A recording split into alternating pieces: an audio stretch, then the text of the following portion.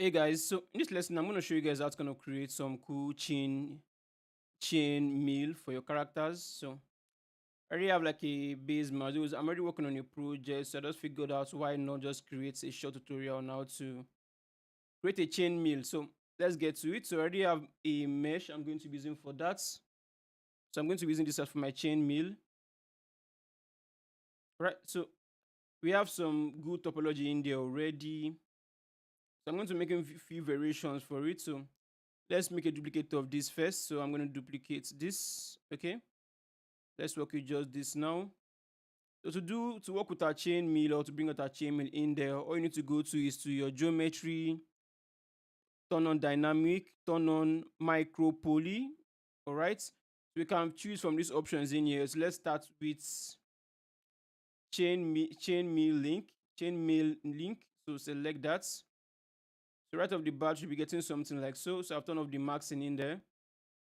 But if you notice now, it's kind of way too big, so we can adjust that by just going over and then increasing the subdivision level of the mesh itself. So if you're getting something more or less like this, as you can see. So I'm going to apply. So to apply this on, all you need to do is just to click on apply up here. But we can see adjust some of the settings in here if we need to. We can do align. It's not going to work because we have subdivision level in there. So let's delete lower. Then align, so you can see how we kind of arrange this a little bit more accurately across the mesh. Then we can apply this on, click on apply. So you notice now we have 1.7 million of this, or the poly count is 1.7 million. So I'm going to hide this. So it's already been applied, so I'm going to hide this. Let's go to this mesh because we have a duplicate already of it. So I'm going to duplicate this again, and I'm going to do, I already have kind of separated this into poly groups. So I'm going to select this poly group, and I'm going to do delete, or let's just do split hidden instead. All right. Yeah, that's a bit weird. Has some kind of odd shape to it. Yeah, I think this should be fine now. All right. So now if you kind of, let's subdivide this. We can subdivide this. I mean, why not? Okay, so previous it's kind of acting weird. So deleting this, or rather splitting this, was kind of acting weird, but that's fine. So just do an undo. Then instead of splitting hidden, I'm going to do, let me control shift click.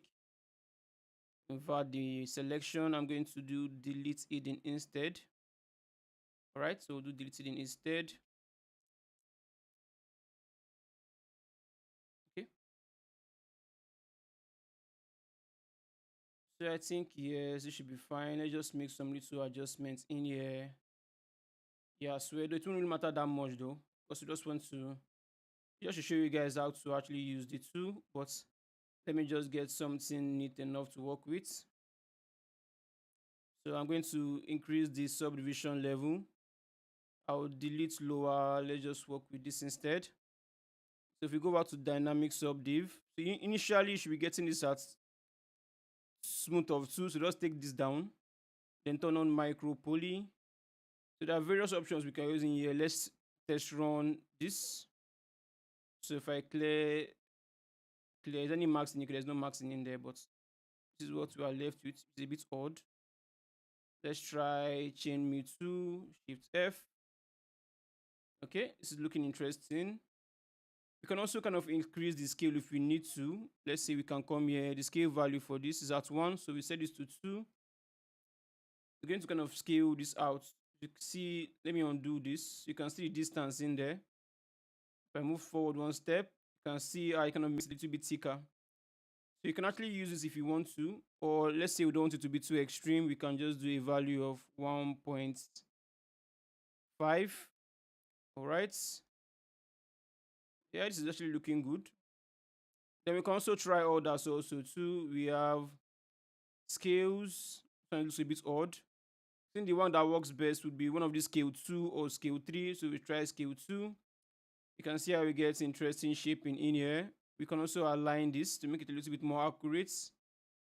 Okay. So if we kind of apply this on, so let's say we apply this. It's already applied in there now. If I select, let me select this body, bring everything back out, subdivide. You can see how we get something interesting enough to work with. If we kind of do a render for this, we have something like so. Okay. So yeah, so we have the option to actually even move this if we need to. Let's go back. Let's say we want to actually move and adjust this however we please. We can do that, or undo, undo to get this back, and then change it to something completely different. Let's say we're using knits. So the knit looks somewhat like this. We can also align this. It's already aligned. So depending on what you do, you have the option to actually pick from any of these in here. We can use this kind of bit more futuristic. You can use that also too if you feel like. Or this one is quite dense, but you want to be careful also to the poly count that comes with it when you're done with applying it. The poly count can be quite high depending on how tiny or small the details are. So we have this chain twist. We can also scale this out. Let's say we want to scale the value. We can scale this as well. Let's use a value of 2. Okay, so that just it when it comes to using Micropoly. So thanks for watching. I'll see you guys in the next lesson. Bye for now.